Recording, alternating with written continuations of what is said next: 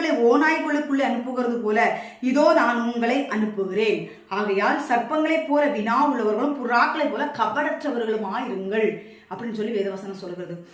நான் ஒன்று சொல்லட்டா, இன்னைக்கு அதான் எனக்கு ஒன்று உண்மை புரிய மாட்டேங்குது. தேவனுடைய பிள்ளைகளே, இந்த ஊழியக்காரர்களை குறித்து தான் கர்த்தர் எச்சரிக்கிறார். அது எப்படி போட்டிருக்கு? ஆடுகளை ஓநாய்களுக்குள்ளே அனுப்புகிறது போல நான் உங்களை அனுப்புகிறேன். ஓநாய்னா எப்படிப்பட்டதா இருக்கும்? இப்போ ஒரு ஓநாய் வருது, அந்த ஓநாய்க்கு நம்ம நிற்க முடியுமா? நிற்க முடியாது, கட்டிச்சு கொதறிடும். அந்த மாதிரி பயங்கரம் ஊழியங்கிறது. சும்மா காசு மழை பொழிகிறதோ இதெல்லாம் ஊழியம் கிடையாது.